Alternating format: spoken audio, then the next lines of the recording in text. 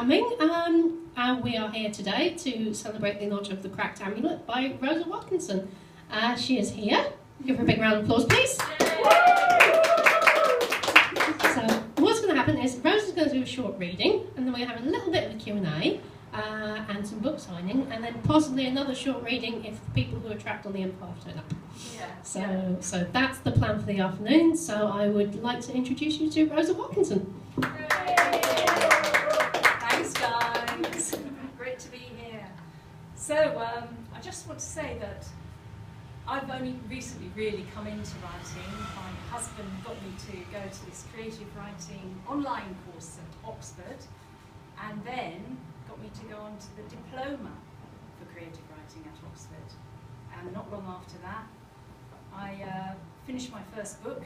It got onto Smashwords. A few weeks later, an editor saw it and signed me earlier on last year, and my first book got published. So, The Cracked Amulet, that's how it works.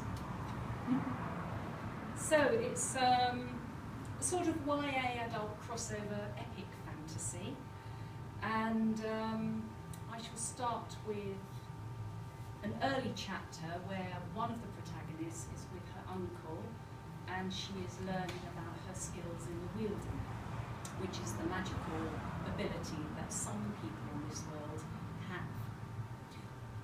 Cattleya and her uncle hunted. It was the tail end of winter, and the snows had begun melting on the lower mountain slopes.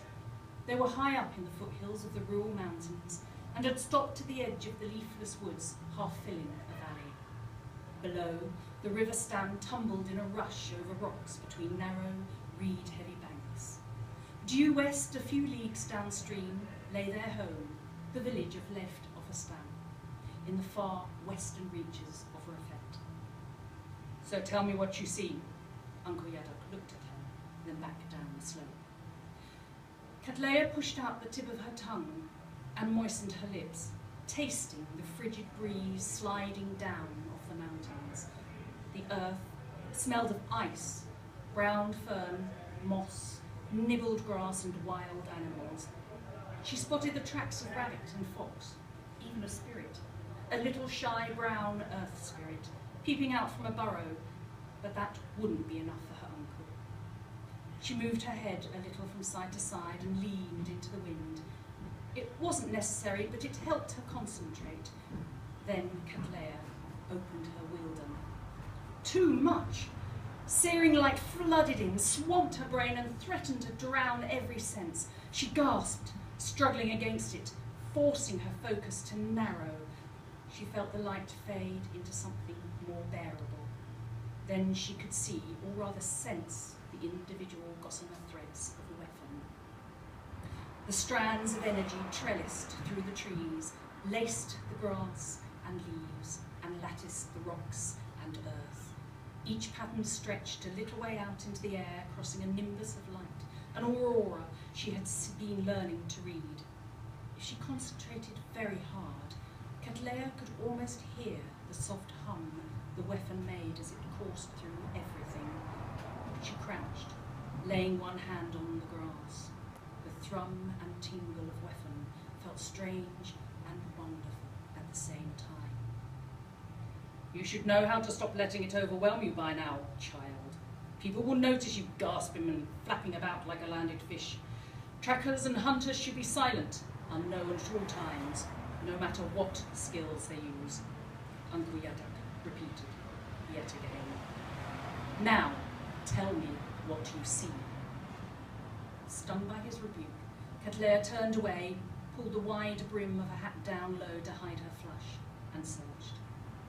Where animals had passed, she saw the slight damage done to the patterns of the energies in stems, blades, and leaves, even on mud, stone, and sand. She recognised what had passed by and how long ago by how they'd affected the weapon. They led her to the actual spoor, which she could see using ordinary sight. The cloven hooves of a herd of deer, the clawed paw of a mountain cat standing well over 3 feet by the size of its pads, the prints of a wolf pack. The breeze stilled as she looked over the river. Here, the fast-flowing water distorted the strands of weapon, sending them and any that floated loose in the air above into a constant state of flux. It made them almost unreadable, and what lay on the opposite bank hard to see. She turned to her uncle. "Nothing this side of the river?" He nodded and led them on. They forded the river, stepping from one slippery rock to the next, where the water ran shallow but swift with icy snowmelt. Then the contamination of Weffin by Rhythm alerted all her senses. They'd left an obvious trail, staining the strands of Weffin with a disturbing murk, as if their wrongness infected the patterns of everything they touched. Cattleya paralleled their route, noting when the spoor of clawed yet human-shaped feet were joined by the prints of a pair of unmistakable, wide, square-toed boots. Rhythm passed through here. Cattleya flared her nostrils. She could almost smell the acrid stink of the twisted creatures. She hesitated, reading the trail with care. 3. They came past here a day ago. A Morecan blood priest is with them. A shiver ran down her neck. Rhythm coming down from the mountain so early was bad enough, but a blood priest too, and so close to the village, and so far from the Calabrodian border? Cattleya gripped her short bow a little tighter.